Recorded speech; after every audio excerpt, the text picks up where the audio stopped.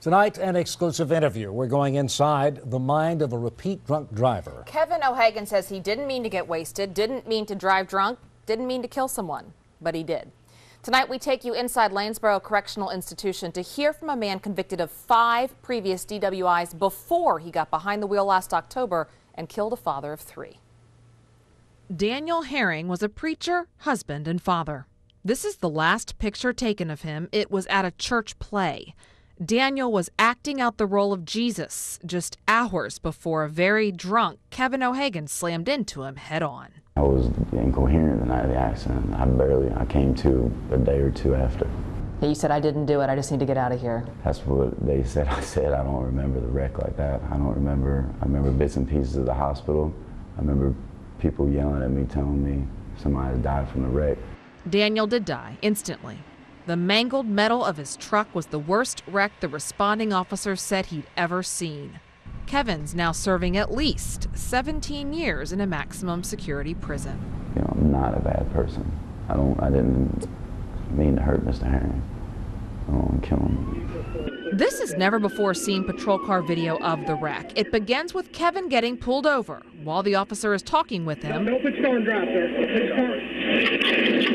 Kevin takes off. He has about a half-mile head start. 3.5 minutes later, see that flash the officer just passed? No, it's 1050. That's Daniel's truck. Possible confirmed fatality. It was an awful decision. That whole day was a bad decision. I should have stayed at home with my son. What stands out most about this case is not that Kevin drove drunk. It is that he had 5 previous DWI convictions. He'd been on probation, had his license revoked, even served previous prison time. Did it take killing somebody for you to realize you shouldn't be behind the wheel when you're drunk? I should have stopped. I should have stopped before that. You should have, but you didn't. I should have just got help. Would you consider yourself an alcoholic? Yes, absolutely. Would you have said that 5 months ago, or are you saying that now because you're behind bars? Anybody who knows me has known that I've been saying that. Medical records show Kevin tried to get help multiple times. It never once worked. Either the treatment centers wouldn't accept him because he had a pending felony, or he says he couldn't afford the fees. I get these depressed states and I just don't, it's almost like I don't know right from wrong when I'm doing them. I've had 3 suicide attempts, the last one. I had no vital signs. It's not, I'm just self-destructive. Kevin says he's not asking for sympathy. He knows he ripped Daniel's family apart. I am their nightmare, you know, I know that. Against his attorney's advice, Kevin tried to speak with the Herrings in court. You probably picture me as a monster, but I'm truly sorry. In response, Daniel's family had their preacher read a letter. I never imagined I would be a widow at 34 years of age. Do you feel like you belong here? It's a hard question. It is a hard question. Do you feel like you belong here? No. Why does he not think he belongs in prison? Because Kevin said he needed help. The only way, he says, to stop another repeat drunk driver from getting behind the wheel is to get them help, he says, by any means necessary. Part of his sickness was not thinking he needed help. He does admit that, but now he says he knows he did. And Paul, at 29 years old, he's lost everything, and most importantly, he killed another man and destroyed another family's life as well. Molly, why does he want to talk so badly with this widow? He says he has things he wants to tell her, things he wouldn't tell me. We took his request to her, to the widow. That story is tomorrow at 6 o'clock. If Rhonda Herring wants to talk with the man who killed her husband, we also have more with the interview with Kevin O'Hagan on Wbtv.com right now. We are getting plenty of comments today about a story we aired last night at 11 o'clock and just showed again at 5:30. Our Molly Grantham sat down with a convicted repeat drunk driver who is in jail. Molly? Well, among other things, Paul, I asked him if it takes killing someone for a repeat drunk driver like himself to realize they have a problem. I should have stopped. I should have stopped before that. You should have, but you didn't. I should have just got help. He also kept saying he wanted to talk with the widow of the man he killed. Well, tonight, we sit with Rhonda Herring to see what she has to say in response.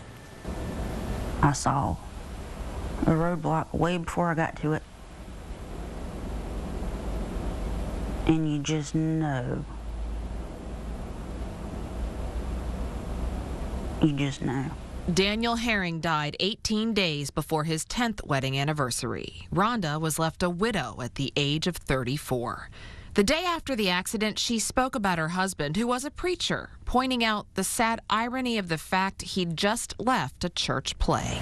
He played Jesus at 11 p.m. 1 hour later, he came face to face with Jesus. Daniel was a preacher with 2 grown sons. He and Rhonda also have a 3-year-old. Her name's Mackenzie. She knows he's at Jesus' house. The man who smashed into him head-on was wasted. Kevin O'Hagan had a .22 blood alcohol content level and 5 previous DWIs. In court at a sentencing hearing in December, he looked Rhonda directly in the eye. I'll never be able to say or do anything to fix what's been done. We interviewed Kevin O'Hagan in prison. Would you ever want to hear him apologize? No, I wouldn't believe him. If he weren't in jail, I don't believe he'd be sorry. At times, Rhonda sounds passionately angry at Kevin. He was a drunk that killed him. Other moments, more detached. I don't like him. I don't hate him. I am completely indifferent. I have more feeling toward that chair. But overall, Rhonda is just trying to move forward. Faith carries her through. And little things, she says, like this book. Covered in dirt and motor oil, it was in Daniel's truck the night he died. The only identifiable thing to be removed from the wreckage. Daniel did not like to write in books that he studied out of. And yet, Rhonda found he did write in this one, highlighted a passage which speaks to her almost daily. Tells her what is, just is. Maybe that's why she's so matter-of-fact in the way she looks at the man who killed her husband. You did this thing, and how dare you complain about the consequences? Well, guess what? Rhonda now wants to speak with Kevin O'Hagan. She emailed me saying she's had a change of heart for various reasons. She really does want to go ask O'Hagan a few things. We are now trying to coordinate a meeting for her to go into Lanesboro Correctional Institution and sit face-to-face with her husband's killer. Of course, I'll keep you updated. Paul. Well, Molly, last night's story with Kevin O'Hagan and the story we just aired with Rhonda Herring are posted on Wbtv.com. An update tonight to my exclusive jailhouse interview with this convicted repeat drunk driver, Kevin O'Hagan. During this interview, he said he wanted to talk with the widow of the man he killed, Rhonda Herring. He said he wanted to explain some things to her. We posed that invitation to Rhonda Herring, and she eventually said, and we reported, that she did want to ask him a few things about what happened. Rhonda has now spoken with Victim Services in the Department of Corrections. They originally told her the interview couldn't happen, but after an hour-long phone conversation, Rhonda says Victim Services told her the interview might happen if Rhonda has talked with various people, maybe write some letters. Rhonda says she basically gets the feeling they want to make sure she's in a good mental state to go through with such an emotional meeting. The interview might not happen for many months, but we will keep you updated.